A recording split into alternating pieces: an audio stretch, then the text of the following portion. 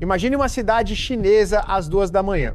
Não a cidade dos cartões postais, dos drones filmando arranha-céus, brilhando como se o futuro tivesse sido parcelado em 12 vezes sem juros. Não aquela China de propaganda, com trens-bala, prédios espelhados e gente sorrindo para maquetes de condomínios que prometem vida internacional. Olha um pouco mais para baixo. Debaixo de um viaduto, perto de uma estação de ônibus, um jovem dobra o corpo sobre uma mochila velha, tentando dormir antes que alguém mande ele sair. O celular tá quase sem bateria. A jaqueta ainda tem o cheiro da rua. Talvez de dia ele entregue comida, carregue caixas, faça bicos, mande currículos, mas à noite, quando a cidade apaga as vitrines e fecha as portas automáticas, sobra a pergunta mais simples e mais cruel. Onde ele vai dormir hoje? Essa pergunta parece pequena, mas abre uma rachadura enorme no retrato de uma potência. Segundo o roteiro original, mais de 24 milhões de chineses estariam vivendo em situação de rua ou sem moradia estável, um número do tamanho de um país inteiro, parecido com a população de Taiwan. E o mais assustador não é só o tamanho do problema, mas a velocidade. Em apenas 5 anos, essa população teria crescido mais de 5 vezes. É como se a escada social, aquela que prometia que bastava estudar, trabalhar e obedecer ao ritmo da máquina, tivesse perdido vários degraus de uma vez. Muita gente não caiu porque quis, caiu porque o chão simplesmente desapareceu. O curioso, para não dizer trágico, é que essas pessoas não estão escondidas em lugares distantes. Elas estão no coração das cidades que aparecem nos comerciais de modernização. Em Pequim, Xangai, Guangzhou, Shenzhen, lugares que deveriam simbolizar o sucesso econômico, há gente dormindo em entradas de metrô, bancos de rodoviária, lanchonetes 24 horas, lan houses, parques, túneis e pequenas áreas de mata nos limites urbanos. Durante o dia, essas cidades vendem a imagem de eficiência. À noite, revelam um manual silencioso de sobrevivência. Uma pessoa aprende onde dá para carregar o celular sem ser expulsa, qual banheiro público ainda tem água, qual loja deixa alguém sentado por mais alguns minutos, qual ponte tem menos patrulha. É uma engenharia da miséria. Só que sem diploma e sem cerimônia de formatura. Mas o ponto mais duro não é apenas a pobreza, é a forma como a pobreza passa a ser tratada como sujeira visual. Em muitos lugares a resposta não parece ser abrigo, apoio, alimentação ou reinserção. A resposta parece ser design urbano contra a gente pobre. Bancos de praça recebem barras de ferro para impedir que alguém se deite. Áreas sob viadutos ganham blocos de concreto pontiagudos que fingem ser solução arquitetônica, mas na prática dizem uma frase bem simples: você não é bem-vindo aqui. É quase uma obra de arte contemporânea do desprezo. Só faltaria uma plaquinha. Instalação patrocinada pelo medo de ver a realidade. Essas estruturas não impedem apenas um corpo de descansar. Elas comunicam uma visão de mundo. Dizem ao trabalhador que ele pode construir a cidade, limpar a cidade, entregar comida para a cidade, vender sua juventude para a cidade, mas não pode deitar no chão dessa mesma cidade quando tudo dá errado. A cidade aceita sua mão de obra, mas rejeita seu cansaço. Quer o pacote entregue na porta, mas não quer saber onde dorme quem trouxe o pacote. Quer o prédio pronto, mas não quer ver o pedreiro desempregado depois que a obra acaba. Quer a vitrine limpa, a calçada bonita, o relatório elegante. Gente sem casa nesse cenário vira um erro de decoração. E aqui entra uma virada importante. O novo sem-teto chinês não cabe no estereótipo antigo. Não estamos falando apenas de pessoas idosas, mendigos tradicionais ou gente completamente fora do mercado. O roteiro aponta que mais de 60% dessas pessoas teriam menos de 33 anos. Ou seja, são jovens. Gente que acabou de entrar na vida adulta e já encontrou a porta de saída.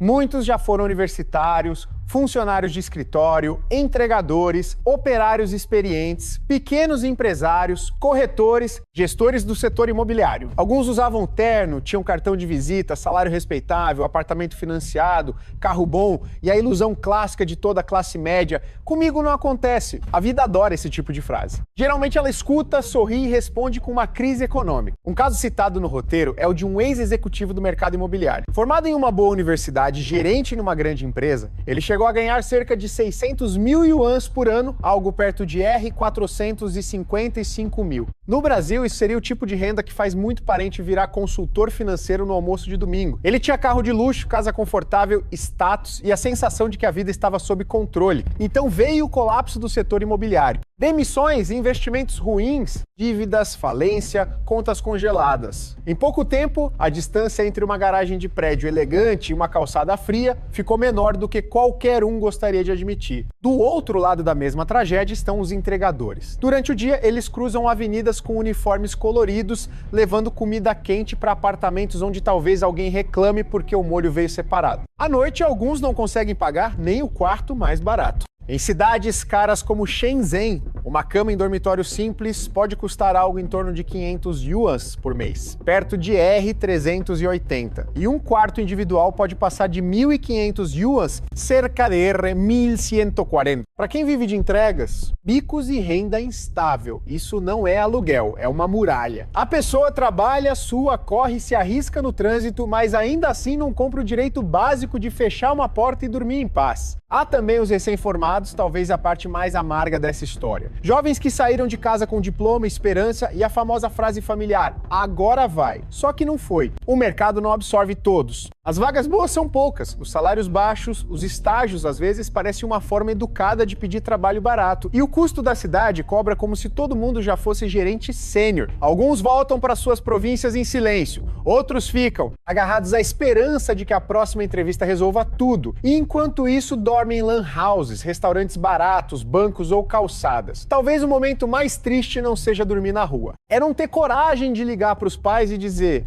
eu fracassei. Quando algumas poucas pessoas caem, dá para chamar de tragédia individual. Quando milhões caem ao mesmo tempo, já não é azar, é sistema. A primeira peça desse sistema é o mercado imobiliário, que por décadas foi tratado como varinha mágica do crescimento. Governos locais vendiam terras, construtoras erguiam prédios, preços subiam, famílias se endividavam, investidores comemoravam e todo mundo fingia que concreto era sinônimo de prosperidade infinita. Só que uma economia que transforma a moradia em cassino acaba produzindo vencedores enormes e uma multidão de gente sem teto. Quando gigantes como Evergrande e Country Garden entraram em crise, a pancada não ficou dentro das salas de reunião. Ela chegou aos operários, engenheiros, arquitetos, vendedores, pequenos fornecedores, motoristas, seguranças, corretores e famílias inteiras. A segunda peça foi a desaceleração econômica, agravada por anos de política rígida de Covid-0. Fábricas perderam encomendas, exportações enfraqueceram, linhas de produção pararam, empresas cortaram pessoal, salários travaram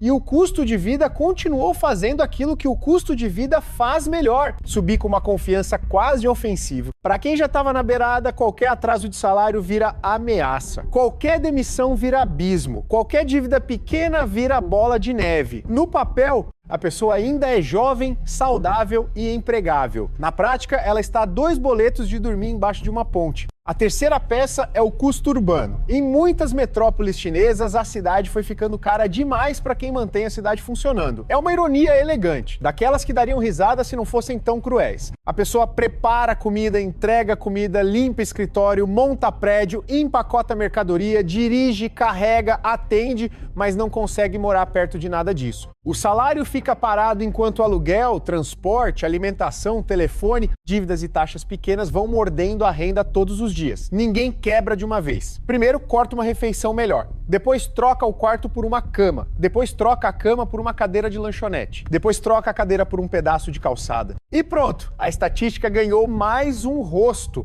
O problema é que quando esse rosto aparece, a resposta oficial muitas vezes não parece ser compaixão, parece ser controle de imagem. Antes de visitas de autoridades, moradores de rua podem ser retirados de áreas visíveis. Em alguns relatos, pessoas foram colocadas em caminhões, levadas para longe e depois devolvidas quando a paisagem já não precisava mais parecer perfeita. É a maquiagem urbana aplicada com luva de ferro. A cidade não fica menos pobre, fica apenas mais fotogênica, como se a miséria deixasse de existir quando sai do enquadramento. Uma solução brilhante, desde que o objetivo seja enganar a câmera, não salvar a gente. Há ainda relatos de centros de recolhimento que no discurso serviriam para acolher, mas, segundo o roteiro, em certos casos, esses locais seriam úmidos, sujos, sem higiene adequada, com comida ruim e até uso de trabalho não remunerado. Se isso for chamado de ajuda, a palavra ajuda deveria pedir demissão por danos morais. Pessoas que já perderam quase tudo acabam perdendo também o controle sobre o próprio corpo, o próprio tempo e a própria dignidade. Quem deveria ser protegido vira mão de obra invisível.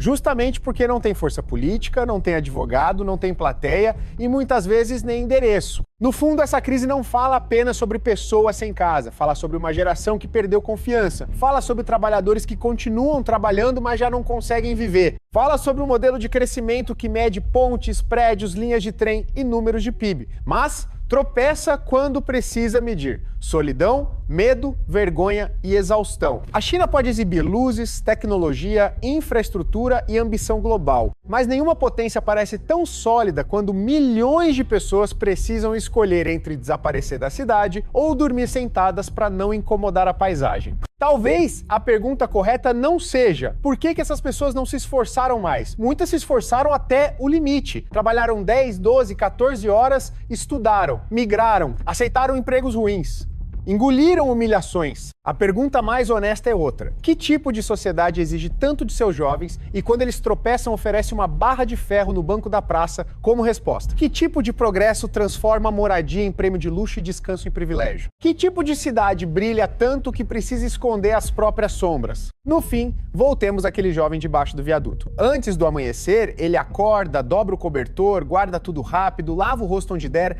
liga o celular e procura algum trabalho para o dia. A cidade desperta, os prédios refletem o sol, os relatórios falam de retomada, inovação, consumo futuro. Mas para ele, o futuro é menor e mais urgente. Comer alguma coisa, não ser expulso, carregar o telefone, sobreviver até a noite. E quando a noite chegar, a mesma pergunta voltará, simples como uma pedra e pesada como um país inteiro.